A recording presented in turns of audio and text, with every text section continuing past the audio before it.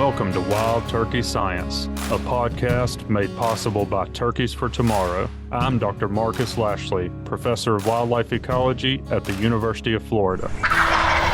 And I'm Dr. Will Gulsby, Professor of Wildlife Ecology and Management at Auburn University. We're both lifelong hunters and devoted scientists who are passionate about hunting, managing, and researching wild turkeys. In this podcast, we'll explore turkey research, speak to the experts in the field, and address the difficult questions related to wild turkey ecology and management. Our goal is to serve as your connection to wild turkey science.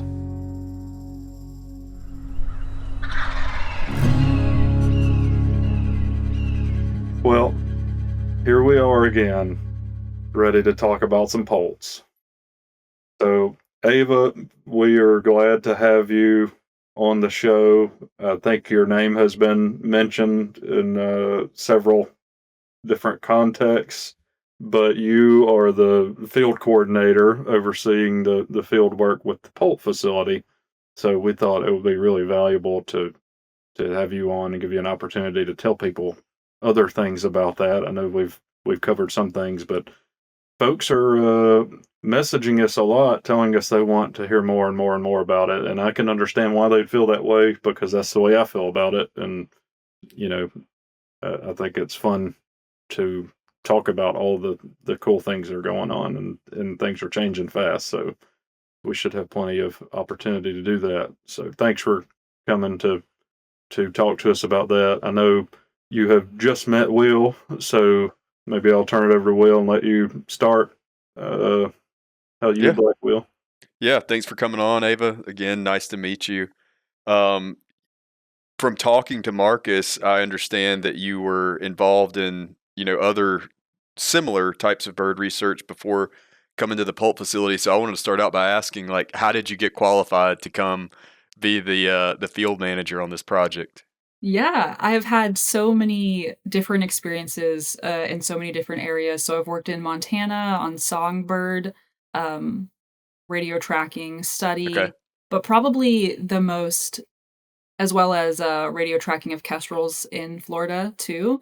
So that relates to our trapping season. But when it comes to Poult specifically and rearing them, I was an intern at the National Aviary in Pittsburgh, and I had this unique opportunity to shadow the breeding center leader, and she essentially is a absolute expert in the aspect of specifically monitoring eggs and kind of creating the perfect scenario for them to be able to be successful.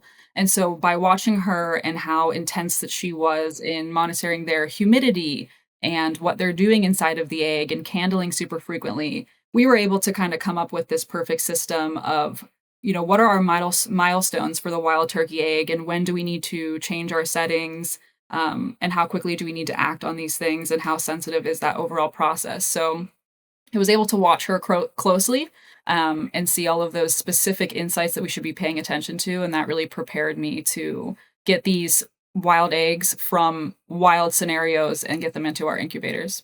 That's really cool. And Marcus, you're really fortunate to find somebody with that skill set. I know. I mean, golly, talk about 1 in a million. But before we start talking about turkeys, Ava, do you have any cool stories or highlights you would want to share from your time working at the aviary? Sure. Or maybe something that was just, what you enjoyed the most or you found fascinating during that experience? Yeah, I mean, taking it back to eggs specifically, something I find so fascinating is how perfectly every single thing has to work out. Not only do you need to have a fertilized egg, but that needs to be shelf stable at first, and then you've got to trigger incubation. And then once that has begun, that has to be consistent for, 28 days or however long that cycle is. And it's just incredible to be able to watch them go from an orange yolk versus the rest of the yellow fluid in the egg to becoming an embryo that undulates in the egg, and then the vessel's growing, and then suddenly you can see turkey feet in there. But what I learned so amazingly from Bree Crane at the aviary is that every single part of that process is so sensitive. And if the bird is not perfectly positioned, if it doesn't absorb the yolk completely, if there's not enough moisture in the air during hatching, if the head doesn't pip into the internal air cell and then be able to access the outside air, the probability of that egg hatching will significantly decrease. So it's Wow. just incredible how sensitive it is. And I was able to see, I don't know if I can talk about it specifically, but just exotic eggs that have never been hatched by anybody else in a Yeah. controlled setting.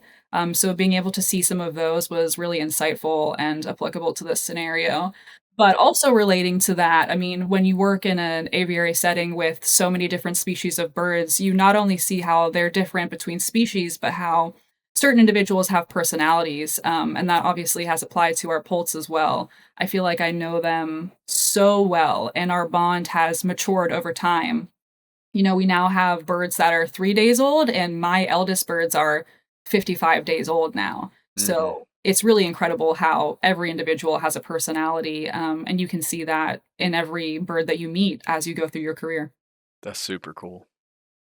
Um, we don't have to go into great detail on it, but this is something that I'm just now learning about that I find really intriguing, which is that incubation is triggered. And can you maybe real briefly talk about like how is the egg different before versus after onset of incubation and like what happens? What physically Right. changes? So I know Marcus has already touched base on this in previous podcasts, I think. So the hen will essentially all of those eggs until she's ready to incubate are shelf stable, and she'll come and sit for a few hours to ensure that they remain fertile, but it isn't until that first day of incubation that she allows them to start developing, and then everything after that is incredibly crucial. So what's so cool about the turkey is the fact that they can be shelf stable for a certain amount of time. Um, and then after that point in time, you know, they just become increasingly more sensitive to any variation in their Mhm. care. So, of course, the humidity is one of those aspects that's very crucial. If it's too humid, they're not losing enough moisture quick enough, and that will affect their ability to absorb the yolk. If it's too dry, they're losing too much moisture, and that also affects their ability to obtain nutrients. And what is so interesting that we might be able to reveal in our egg monitoring information is that if these eggs have gone through major interruptions, is that possibly affecting the long-term outcome and success of that poult? Mm. All of those minute things can be so significant when it comes to the amount of nutrients that you can absorb in the egg and how consistent your development is in the egg to your life outside the egg. Man, it just keeps stimulating more and more questions that I have, but I know we need to get to the meat and potatoes of this. Yeah, no, I think we have such little information on that process. Like we know that Yeah. getting disrupted messes it up, but does that happen when she gets bumped off of a nest because a predator came by or somebody mowed through or like how long Yeah. or how much is that affecting things and you don't really even realize it because she may not abandon the nest but still have problems because of the incubation process being interrupted. Yeah. Or how do recess activities affect it? That's something that came to mind for me. Yeah, it certainly, I could see where that could matter, especially if you get them into a situation where they start recessing abnormally. Right. Super interesting. Yeah. Well, one thing that came to mind for me, Ava, and I don't know right off the top of my head because I'm not staying in touch with the data like you are. Uh, what you said that the oldest poults are 55 days old. Mhm. How big are they? Our biggest male is now decently over 800 grams. That's so 800 grams is 1.8 pounds. Isn't that wild? You can barely hold him in 2 hands. So, our biggest bird is 838 grams, and the next in line in terms of size and possible dominance ranking is only 695. So it's 25% bigger. Wow. He's an absolute beast. And then we also have a really interesting bird who creates such a interesting data set, which is Rocky. He kind of went through this period of being stunted during the study trial, and so we take extra good care of him. But because of that, he is only a quarter of the size of some of these birds, and he's only 188 grams. So it's really incredible how either how rapidly they can grow or how stunted they can be, and the fact that both of those birds are successful and have made it to this point in time in their own way. You know, some of them need a That lot of help, and some of them are just absolute beasts. that is, I mean, incredible variation. Just Uh-huh. like the two biggest ones, even the difference in those two are that's still tremendous. Right. Yeah, that's Knight versus, the biggest bird from my group, who I call Yellowbird, and then it looks like the rest of our birds in that age range are between 400 and 600. So, when you compare him Wow. to even the rest of them, it's quite substantial, and even So night is twice the size of the average from the brood, the clutch. Is that what you just said? Did I do that math right? yeah, that looks About right. That so the Wow. wow, that night is a beast. yeah, he is. And surprisingly, he's pretty friendly, but just yesterday, this was so interesting to witness. Um, you know, their rate of displaying to each other has decreased over time because these same birds have been in the same group for a month or so now, and so they don't really have this need to continue to work out their social hierarchy. But yesterday I happened to be in there, and Yellowbird and Knight had a big fight. Mm, And I'm not sure that Yellowbird made any gains there, but looking at their size difference, that is just shocking that he would even dare mhm. challenge Knight. Yeah. Wow. Yellowbird, I think is, you know, it's like dynamite. Big boom in a small package. He's relative to night. He's pretty personable. Yeah. I actually, last time I was in there, it was Yellowbird. I'm pretty sure that I got footage and I was enamored. At that point, he was around 6 weeks old. Uh, but maybe you were in there with me and you confirmed that's who it was. Yeah, But yeah. when I walked around the edge of the divider in the middle of the enclosure, Yellowbird was strutting, and you could see some of the adult feathers, those middle rectrices, Mhm. had already emerged, and I was just like, "Whoa, that's the first time I've seen that." So, I've got a little bit of footage of it, but uh, yeah, it is kind of well. You said several things that were interesting. One, you've noticed they decreased their displaying, but they're that far apart, and Yellowbird is still trying. Sounds Right, like. right. And then immediately after that, it seemed to have enticed, my Limebird to strut, and he just was going nonstop to anyone that would give him the time of day. That was really funny to see as well. We've got a lot of great footage of him being silly.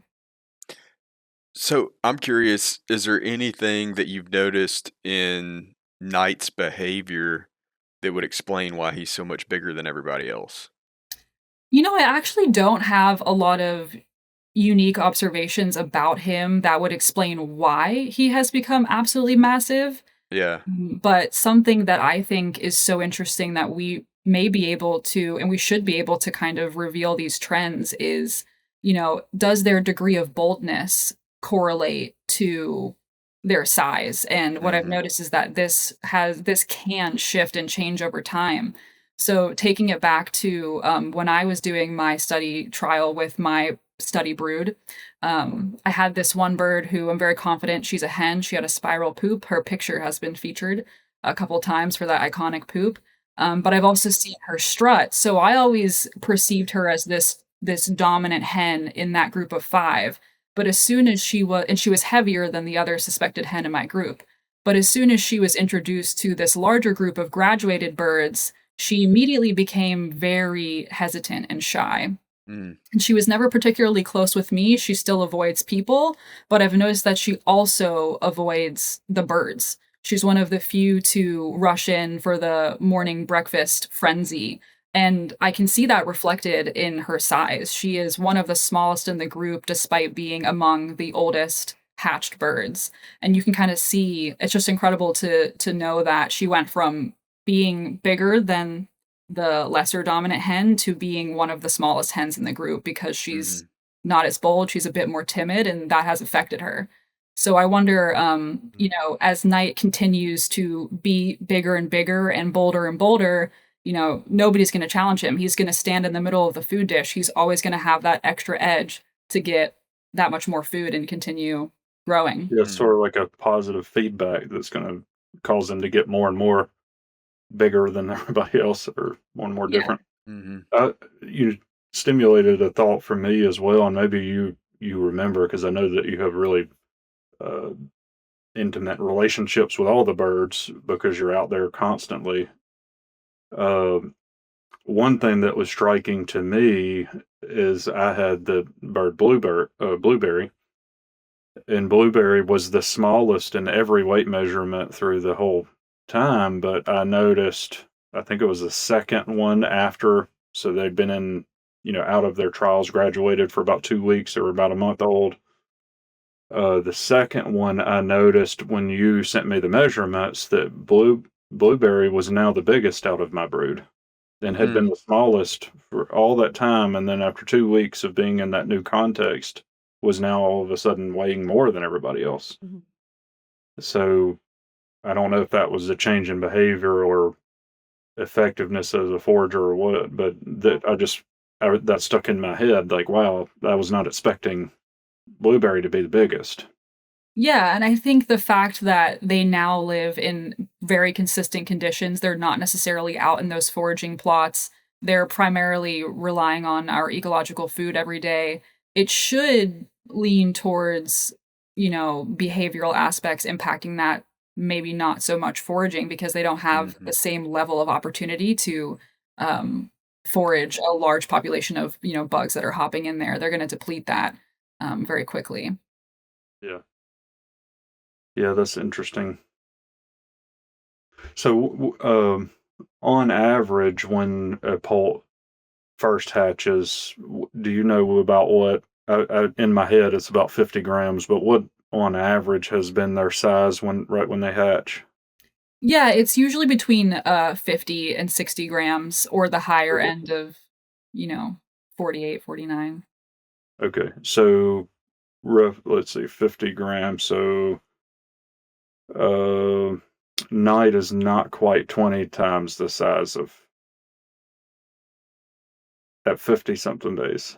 Yeah. That's crazy to me. Yeah, and their transformations are so rapid and so intense. You know, it's not just a bird going from getting larger in size and putting on muscle mass. It's that they're, you know, changing and molting every single feather on their body rapidly, you know, going from those tiny hair-like down feathers to having, you know, flight feathers, and then replacing those as they get even bigger. You know, all of their limbs are growing. It's like having a toddler who sleeps and eats and cries, and then 2 weeks later they're climbing a tree. It's just it's so impressive how they can just jump like that. Yeah, that is remarkable. We've been talking about Night a lot, so I did have another question that is related to our conversation. Was he always the biggest? Was he biggest out of the egg, or did it change at some point? And if so, when? Let me check real quick and then answer that because I have the data. So, for the audience and Will, we do have measurements basically from the time that they were in the egg all the way till now. So we've had really detailed growth information on every individual. Yeah, I wonder if even his egg was bigger. Yeah, I can't tell you the exact weight of his egg, but what Okay. I can tell you is that he certainly was not our heaviest hatched poult. That was Bigfoot. So he night hatched at 56 grams when he dried off, and there were birds that we suspect are hens that, you know, were 60 grams. So he didn't necessarily have that immediate leg up on anyone. That's really interesting. Yeah. But at some point, he turned on the growth factor and just started running away with it. Yeah, he certainly was a notorious strutter. I recall, and obviously we have so many videos of him and Yellowbird, you know, facing off. So that may have, paid off for him in the end because he just never gave up, So that footage that we have shared of the two poults that were, I think it was your plot. Is that those two birds? The 5-day-old birds, that are in the plot, that was my yellowbird and my limebird, but we also have footage that everyone has seen of specifically night strutting as well. Yeah. So interesting. The growth rate on these things, man. I'm still just thinking about what she said a second ago, the Notorious Strutter. I think that could be our new rap band name, Marcus. That's a good The one. Notorious Strutters. We should title this podcast episode The Notorious Strutter. And it's so crazy how, like, now when you go and see night, it stands out. Every single person who walks into that enclosure with those birds, it points out him specifically.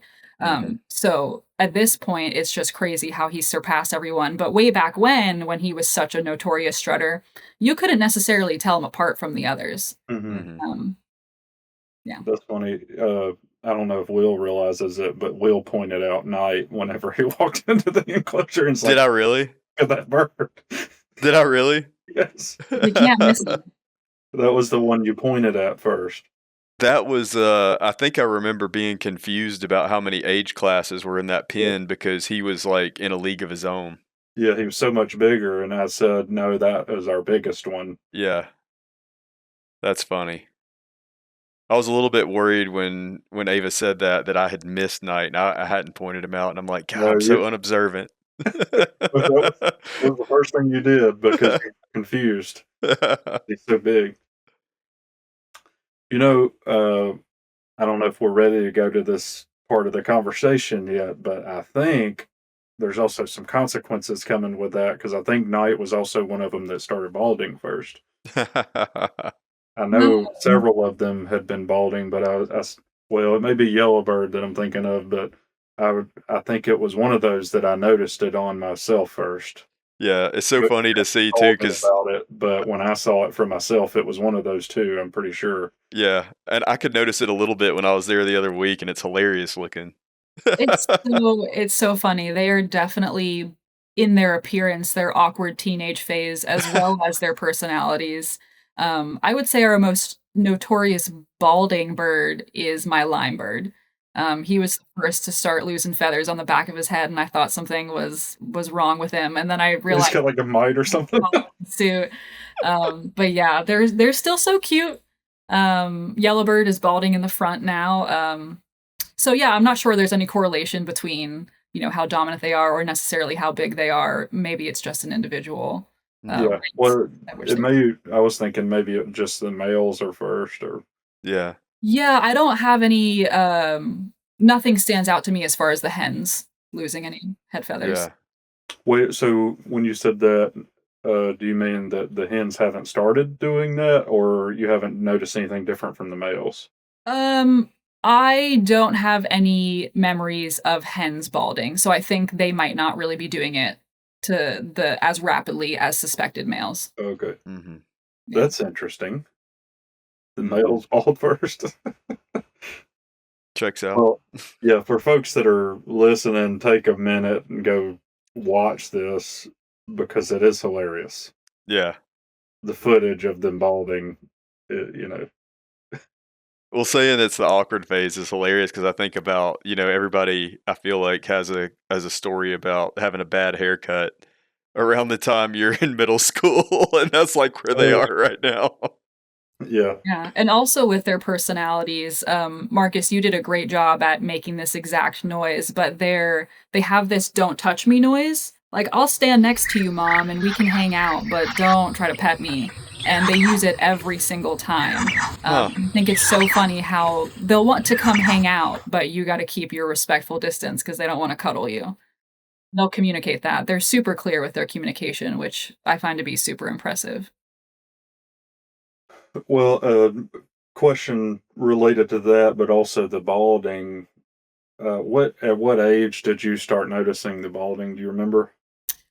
Oh goodness. It was several weeks ago, so maybe 1.5 months old. Okay. So you think somewhere in the 4 to 6 week range, probably. Yeah, and that also would correlate with, like, they can thermoregulate on their own. They're perching up on the perches at night independently. It's kind of like a developmental milestone, it seems. Mhm. So one thing I was actually did these little selfie recordings every day while I was out there, just because I knew I'd see things and reflect on it right then and forget it. But one of the things that I noted in one of them that I listened to that I had forgotten was that overnight their voices started changing. Like I could hear that they were no longer they no longer had the little classic peep. Mm. It started becoming more like a Yeah. whatever that sound is called that birders do. But you started hearing that hoarseness in their peeping and stuff. So is that when you were talking about their communication? Have you seen some sort of progression in their voice changing like that? Yeah, they certainly use certain noises more now than they did in the past. There are certain things they've just completely stopped using. Like, I haven't seen them use the lost call in the longest time. I think because they're pretty confident and comfortable where they are. They don't need me every single moment of the day. So that's something they don't do anymore. They started doing what I call a little clucking noise. I think it might have a different terminology for people who hunt and kind of know the names of the calls a bit better, but they started doing that at a pretty significant, So uh is that just like an abrupt? You're talking about just like an abrupt single note? yeah, it I'm sounds like just a cluck. dying to ask y'all to recreate these sounds. Oh god, I wish I could, but yeah, it's pretty much sounds like a cluck. Some people have told me it sounds similar to their yelping noise, but, what I've noticed is that, they're always content, so they're always trilling. That's something that they've carried over from their time as little itty bitty babies, is that they trill all day long and they're always talking, but some things they have dropped off using and other things, they began using more frequently. Yeah, I think I noted with the trill, like, to me, that's gonna eventually become a purr. Mhm. Like, it's just gonna get it's sorta like a really high pitched and really fast version of a purr. But, uh, I just being around turkeys as a hunter, I kinda have the same perception of them, and I hear people talk about this that are around them a lot, is that they are always making noise. Mhm. But they have a bunch of soft things like that trill right now that I suspect will eventually be a purr. And the cluck, not that's a little more deliberate, but one other thing that I have heard them doing constantly is whining, and it Mhm. already sounds like an adult bird's whine. That's super interesting. Have you been able to isolate, I mean, because that example that you used earlier of the "I wanna hang out with you, but don't touch me," communication, that's, like, really specific, right? Have you noticed anything else, that any other vocalizations that are that specific? Um, yeah, they're alert. I mean, everybody Mhm. is familiar with that, the "putt, putt, putt." Yeah. That's so iconic. It's one of my favorite things that they do, actually. Yeah. Um, I hate it. As a turkey hunter. Well, Fair enough. there's also you saw this, Will, when you were there. Um, there's a putt that is like, oh shit, I'm gonna get eaten. Uh-huh. And then there's a different kind of putt that's like, back off, like, I don't wanna get injured. Uh-huh. Then there's another one like, what is this new thing here? I don't know what to think about this. Yeah. More of a curiosity, like, I don't know what to think about this thing. I picture them being in kinda like a statue pose when they do that, and they're kinda extended Yeah, out, it's like like, "I'm not sure, I smell a rat." well, I don't know if you recall, but it was raining while you were I know you remember that part, but, Yeah. it was raining and the girls had an umbrella and had set Uh-huh. down outside. It wasn't in there with us, Yeah. and it wasn't even really that close. Yeah. But everybody all the turkeys were walking around, and they got over on that wall, and one of them noticed the umbrella Mhm. outside that didn't they'd not seen anyone before. and they started doing that Yeah. curiosity type. It wasn't a super aggressive putt, but they were like, something's not right. What is that thing? Mm-hmm. Yeah. I love seeing them investigate things because it's always that response. It's Yeah. I'm standing as far away as possible, but I'm getting my eye as close as I can. Investigate. Yeah, I just imagined like those cartoons where the eye bulges out. Mhm. It does That's kind of funny. feel like that. Yeah, and it takes them so long to acclimate to foreign things, and this is something we had to employ during trapping season is just allowing them to have that acclimation period. But even when it comes to husbandry and we're trying to get, new perches in their enclosure, they don't even trust those. You'll bring a branch in and they all alert at it and they investigate it, and then they don't touch it for 3 days because they're like, "What is this weird thing? Like, I don't trust that." Yeah. Yeah, this isn't right. Well, that is so interesting to think about how the tone of a putt can convey different meanings.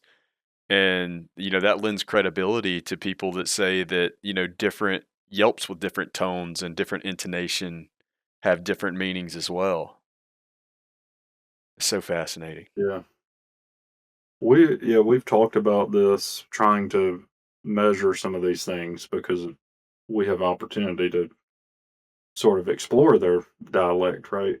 I mean, there could be some really interesting stuff that we could try to iron out experimentally with a population like this. Yeah, and on the level of recognizing certain noises, in particular, one of the things that I've noticed is people always ask me, like, "Do you really think that they believe you're the mother hen?" And I think the answer is definitely yes, because Mhm. they're certainly all familiar with human presence, but when certain birds hear certain voices, they have Yeah. different reactions. I've had a bird in my lap that's relaxing with me, but it hears the person over the speaker playing to the incubation eggs, it hears their mother's voice, and then they suddenly wake up from a nap. So, they're really in tune with specific noises and specific people, so their communication is so unique, and they understand each other so well.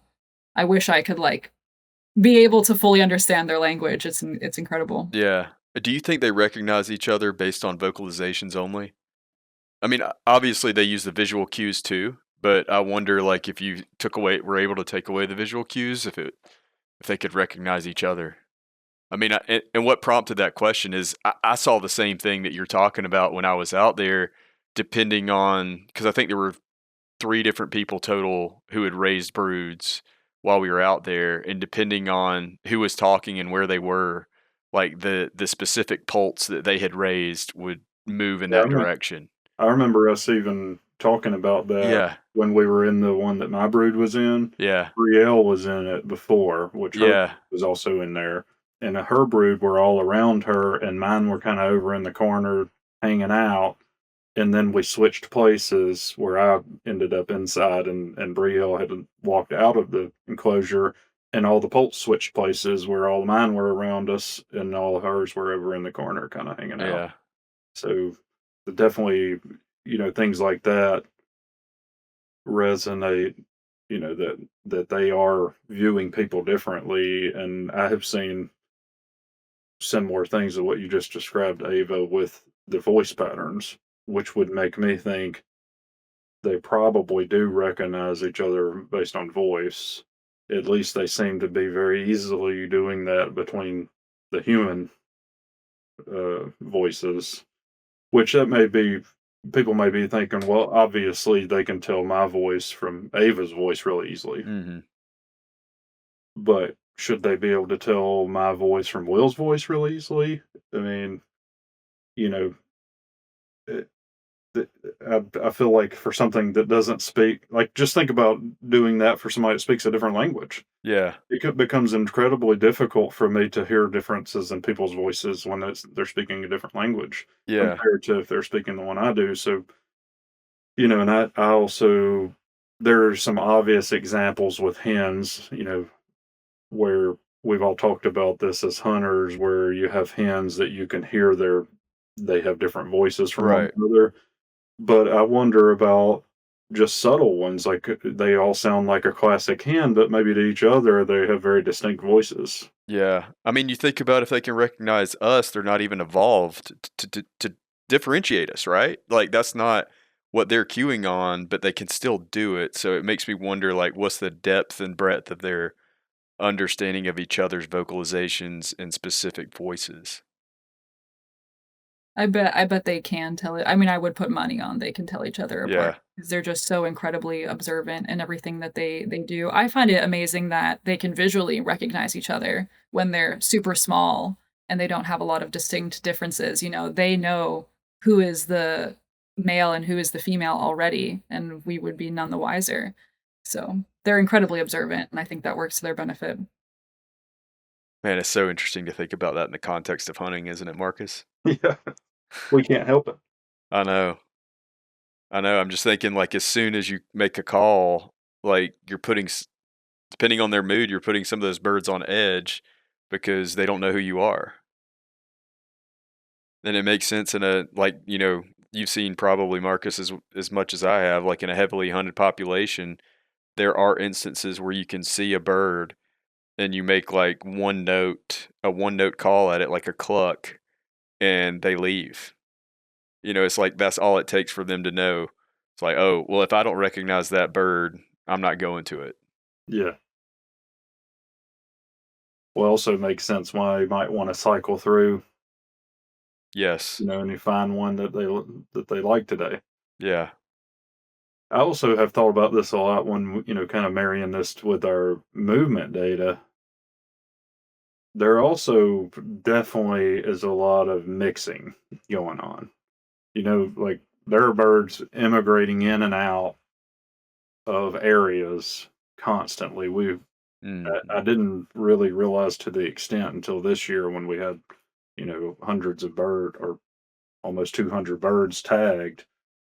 Uh, some of them are moving so far, like to the degree where we can't even find them, Hmm. and then all of a sudden they show up again.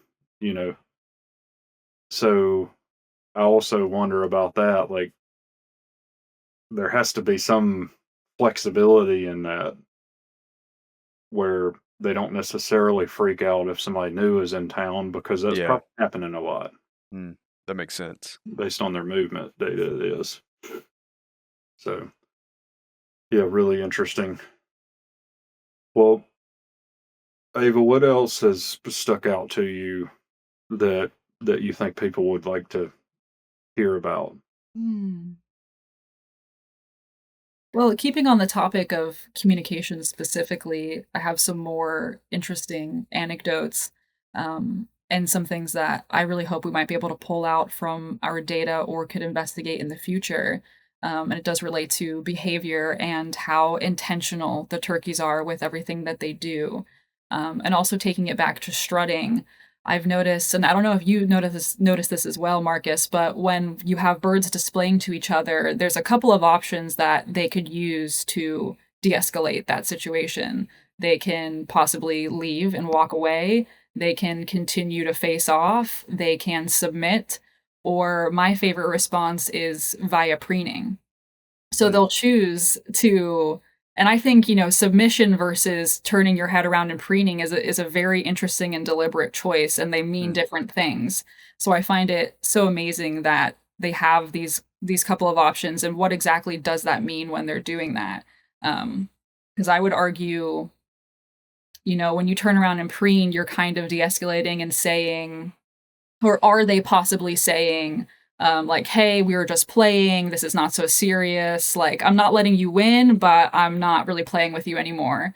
And it's just like a gentle take me down versus, "Hey, are we actually figuring out what our hierarchy is right now? Is this a serious face off? And what is the actual outcome versus is it neutral? Has a decision been made? And when and why they choose to have different reactions and responses to each other, and something that can be so crucial to, how big they're able to get and how dominant they may or may not be. So I just find it again, taking it back to their level of communication and how clear they are with each other is just incredible. Mhm. Yeah, that's an interesting thought. Like, that's immediately what came to mind for me when you said that. Is that to me would signal we're not going to do this right now, but I'm also not telling you that you're dominant. Like, this isn't settled, but this isn't the time. That's kind of what came to mind for me. But the other thing that came to mind, and I experienced this in other ways with other behaviors and things, is I'd always wonder, how does everybody know? Like, they just all know what stuff means. Yeah. They all just came out of the egg knowing what to do in all these situations. Yeah, it's Like, isn't crazy. that weird? They're just on a different level of being able to understand and perceive each other, and I know there are so many people who understand turkey calls super well, and obviously we have all studied their behavior and witnessed it firsthand, but they're really, that's why I keep saying I think they're so incredibly observant because they don't need to, like, hash this out a million times to understand where they stand. Um, Mhm. so they're paying very close attention. And that applies to people as well. And they have, I really feel like sometimes they have specific experiences with their mother hen that they carry and that changes them for the future. Like there are certain birds where you have a once in a lifetime opportunity to bond with them, and then you notice that that actually changed them. So I have one bird who, she wasn't very personable. And then one rainy day, I noticed that she looked kind of tired and cold, and I bring her up to my face even though she's 20 days old, and I cuddle her for the first time in several weeks. And then after that point in time, everybody says how incredibly friendly she is. Hmm. So, I take that again anecdotally as like we've really shared a special moment, and that impacted the way that she interacts with me specifically, as well as has kind of just made her a more friendly individual. Yeah. Wow.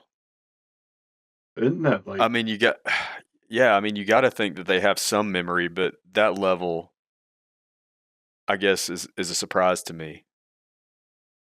Yeah, and it really stands out in my mind because I so distinctly remember after that point in time, she was never like that before, but now she's one of the birds who she wants to stand next to you. She'll jump up into your lap.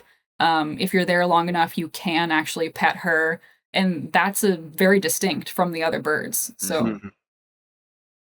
That's really cool. Yeah. I mean, that's something that I think we have almost no work on this, but I find really really interesting. Uh, I would really like to see what their capabilities are from a memory standpoint. Like, Mhm. does does she actually remember that, or is it like there's things that have impacted us from our childhood that we don't necessarily even remember happened, right? Mhm. But it still has shaped the way that we behave or think or whatever. And I wonder, is it that kind of situation where you had that moment and that like sort of told her, oh, these humans are pretty cool. I should, you know, interact with them more. And now she doesn't even remember that, and she just interacts with them more. She just does, yeah. Yeah, like it just became part of her behavior. Or, you know, is she actually thinking back, you know what? That time I was cold, she hooked it up, warmed me up, and I like right. now we're good. Yeah, we can't know for sure, but I definitely think that, certain birds go through personality shifts, and we could never concretely say, but um, you kind of can feel that bond in certain situations. So, Yeah. yeah. I do think that would be a really interesting line of work is to try to figure out what are their capabilities from a memory. I mean, even from a hunting standpoint, you hear this all the time, Will, that people are like, well, they know every leaf and branch, Yeah, everything in their whole home range. yeah, Is that real? Like they know there's a new bush on that tree over there? You know what I'm saying? Like, yeah, what is the extent of their memory and how long does that last? Is yeah. that, like an elephant where they can remember it 100 years? Or no, obviously they don't live that long, but like, are they remembering things their whole life? Or is that like, that happened today and I forgot about it tomorrow? Mhm. Yeah. Um, in your experience, how can you do you have any basis for comparison regarding the level of intelligence in turkeys compared to other birds? Like, have you been around enough other species of that age? I haven't been around a lot of neonatal birds. Yeah. What specifically about turkeys I find so interesting is that I think they're underrated. I think a lot of people overlook how intelligent they are. Um, let's see, other birds and level of intelligence. A lot more, I would think a lot more complexity to their social dynamics than some other species. Yeah, they certainly are. I mean, because they're such a social bird, Yeah. it is complex. Um, Well, it's so I've hard to work never out. Sorry, go ahead. No, yeah, I was just gonna say, like, with other species that I've been around and interacted with and observed, like I mentioned, they might have personalities and quirks, but I've never quite seen any other type of bird be so intentional in the way that turkeys are. Um, Mm-hmm. so I would say they're very intentional, they're very observant, and there are other intelligent birds out there, but because of, how social they are, it creates a really unique, um, what's the word I'm looking for? Really unique personality that you'll find in any given turkey. Yeah, I guess the degree of their individuality is higher than some other species, you could say. Well, I was gonna say it's so hard to work out. Like I'm thinking of all these examples and hearing the stuff that you're sharing, Ava, and I'm trying to work out. Okay, is that actually a form of intelligence, or is it like part of their innate Mhm. weariness? Mhm. Like are they just genetically programmed to be observant of everything, or you know are they learning to like? I guess that's what I'm coming back to. What degree are they learning to to adapt to their situation versus it being just like an innate capability? Yeah, I would say so much of what they do is innate, and I know you and Kelly have talked about like trying to teach the poults to hunt specific or show them specific bugs and allow them to realize that hey, this is a really good food source. But for me personally, during the trial, there were so few things that I taught them how to do. Really, the only thing was I taught them how to drink. So I really do think their instincts are carry them pretty far. Um, and then their ability to observe works to their benefit, but I really think they have incredible instincts. Hmm. Yeah, that's what I would like to push on a little bit with the learning part of it, and then how you can also during that same process get at some of the memory capability and that sort of thing. But um, yeah, going back to when we were talking about the vocalizations, I mean, with humans, we learn language, and you can learn, depending on where you're born and what language is spoken, you can learn different kinds, right? There are plenty of examples where people did not have that opportunity early in life and didn't learn to speak or didn't learn a language.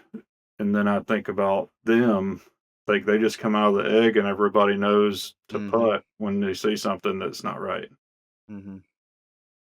And we also have, these broods, never some of them never met each other, right? They didn't learn it from somebody else. They just all knew to do that. Mhm.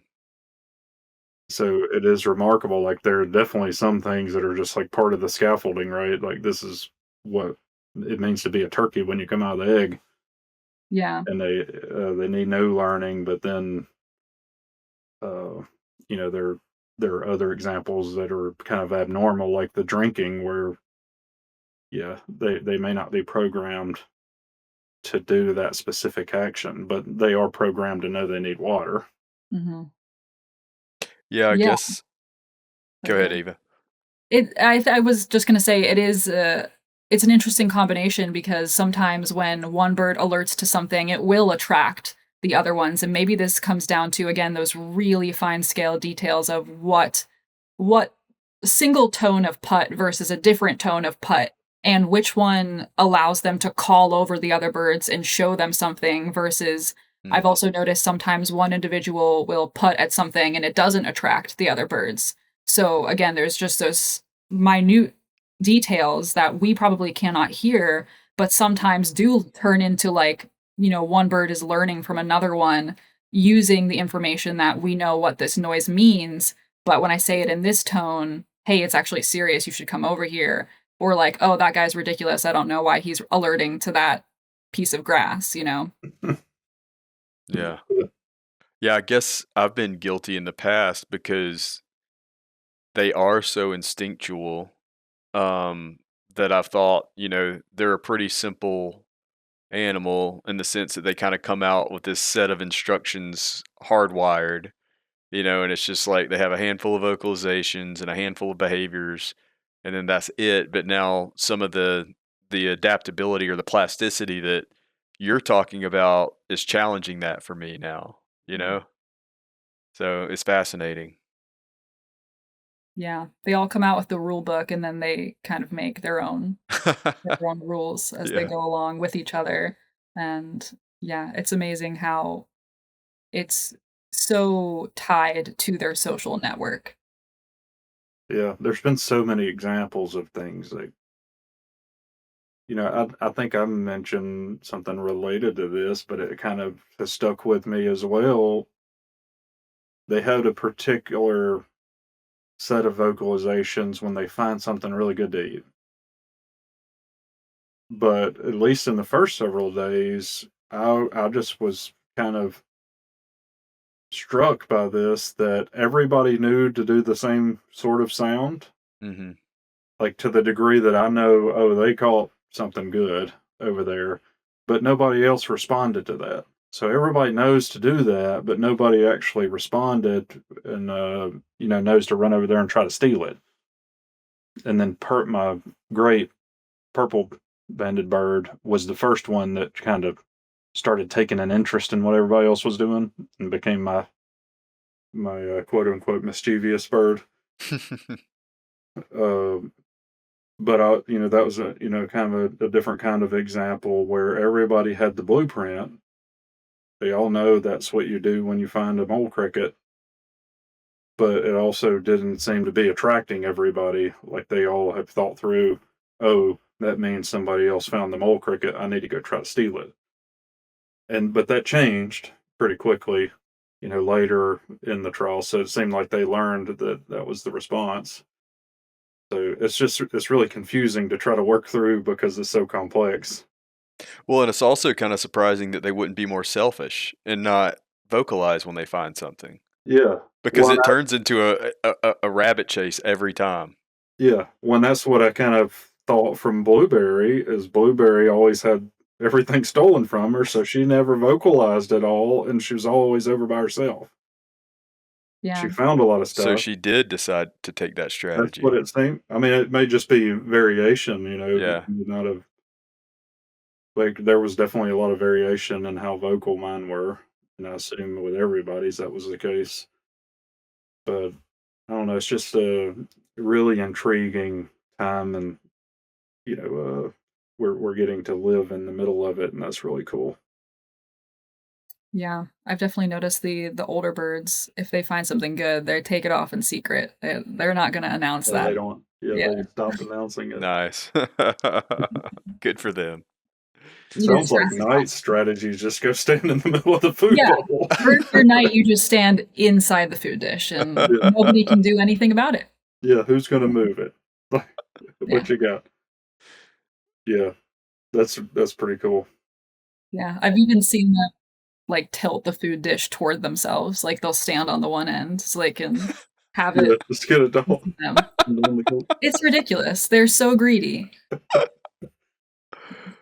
Well, the other thing when you start talking about food, it gave me another example that has stuck with me. Like they just all know not to eat fuzzy caterpillars, and they all know not to eat lover grasshoppers, and Mhm. they don't have to be taught that. They just know not to do Mhm. that because Yeah, it's so wild that there are some things that they just come out knowing that yeah, it's to incredible. me seem like complex, Mhm. thought, but Right. Yeah, so like, it how makes do it they really just hard to work out which it is.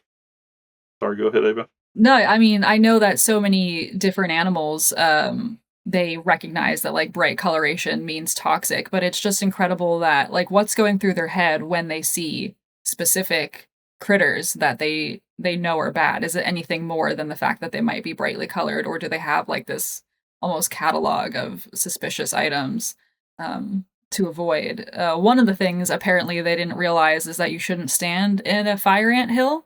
Hmm. For the first time the other day, I saw one of my birds go walk right in it, yellow bird, and I mean, just to tease him, it was pretty funny of him jumping around trying to like shake him off, and I had to help him get a few. But yeah, hilariously, they didn't quite know about that. Did he eat any, or did he just try to shake them off? What? I didn't notice that he was over there until he started jumping around, so I'm not sure if he was attracted because he went to eat them, or if he's just like me and didn't realize that it's an anthill and you're standing in it. Yeah. It sounds just like my 5-year-old. Yeah. They're so silly. Yeah. Well, there are a few people that comment this all the time online, so there are a lot of people that think fire ants have led to the demise of ground nesting birds. Oh, I mean, actually on that point, fire ants they can kill young birds for sure. I think it's quite crazy, taking it back to, I talked about this at the very opening, when I was working on an American kestrel project, we would have cases where those birds are obviously cavity nesters and they're stuck where they are. If fire ants find you, they can kill you and cause deformities and all of that. So really, yeah, it's a shame that some of these young animals do have to deal with them because they're pretty intense. I think we talked about it, Will, on the air. One of my poults got bitten by an ant early. It was like the day 4 or 5 in the trial, and it ran around vocalizing, kind of erratic and not hunting for a while. Wow. Do you know how many bites it got, or No, no way to tell? an ant on the Yeah. pole, and it was like in the web of its foot, and it was preoccupied with that for a while, and it was kind of like not behaving like it should be. It wasn't foraging, it was being erratic, and it was also being loud. And I just could see where that could be a problem. Yeah. And it, stuck with me. Not good news. Yeah, I mean, you think about a predator being within an earshot of that. I mean, that's a dinner bell. Sure, yeah, big distraction. Yeah, so I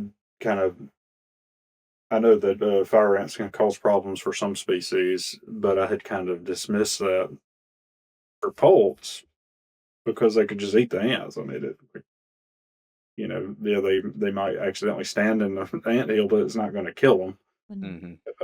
But in that case, it could definitely make them more vulnerable. Sure. Did you notice anything like that with Yellowbird, where he was noticeably distracted and? Yeah, he was certainly distracted for quite a few minutes, and I think he couldn't quite, because they're so tiny, he couldn't quite find them on himself, and he was trying to, like, get his band off and clean a little bit, and you know how fire ants are, they'll bite you for a second and then stop and bite you again, and then you're startled by that, so it certainly was distracting him for a couple of minutes, and I can totally see how that's an opportunity for somebody to come in and take advantage of that situation. And after that, he's pretty avoidant, but strangely enough, the other birds are walking around and some of them were going over to the anthill and I was like, don't stand there. Did you not just see that? Like, you're going to get bit. So some of us have to learn the hard way. Yeah, he was too distracted to turn it into a learning opportunity for the other birds. So they'll have to, now we're back to their intelligence again. Everybody goes and stands in the anthill. I was like, y'all. Yeah.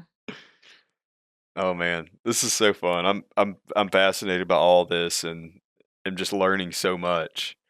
I'm appreciative of you, Ava, and your work, and that you're dedicating so much of your life to this stuff, because I think it's going to continue to open up a bunch of doors. I mean, there's so many things that Marcus and I have discussed since he opened this facility that, we just never would have thought about before. Mhm. Yeah, it's an incredible feat, and I'm really proud of everybody on our team, very proud of myself and what I've been able to do, and it takes a very serious level of dedication. I think it's incredible that we not only might be able to discover some amazing trends in this data that could help the species, of course, but even taking it down to the level of so many opportunities we've taken from 100% failure to success, hens that have, of course, risked their lives and died as a result of, trying to give these eggs a chance, and we're able to raise them. I mean, it's just an incredible privilege, and I take that very seriously. So, there's so many different aspects of what we can achieve through this, and each of us are so dedicated to making sure that they're happy and healthy. Yeah, glad y'all are doing it. Yeah, it has been a fun thing to watch all the I mean, most of the team were not real turkey enthusiasts specifically, but now you can see it. Like the this experience has changed everybody to really care for the species and conservation and everything. So it's Yeah. been fun to watch that Mhm. and seeing the dedication. And there's no question that it's taken a lot of dedication from a lot of people. Mhm. Yeah, for sure. That's incredible. Well, did we miss anything, Ava? Anything that you want to share or leave the audience with? Yeah, I feel like that was a good closing note. It's just that, we all are super dedicated to this. It shows. And I think everything we've been able to learn and collect, whether that's anecdotally or, via this plethora of information that we have, is really going to make an impact. It's something that I'll never forget for like the rest of my life. And I'll be able to carry this through my career. And it's just really a great time. That's awesome. Well, thank you for sharing your knowledge and experiences with us today. We appreciate it. Yeah, I'm sure we'll have to revisit because things are changing so fast. We could probably do it in a few weeks and have a completely new conversation about it. Oh, yeah. Yeah, and if this, of course, we plan to continue this on for possibly years to come, it'll be so exciting to see these birds into maturity and, will their personalities change? Will night be the biggest forever, or will Mhm. yellowbird be a major contender? Like, it's kind of like an exciting, journey that we're on here. It's like a soap opera. Yeah, I feel like Yellowbird's gonna sneak in.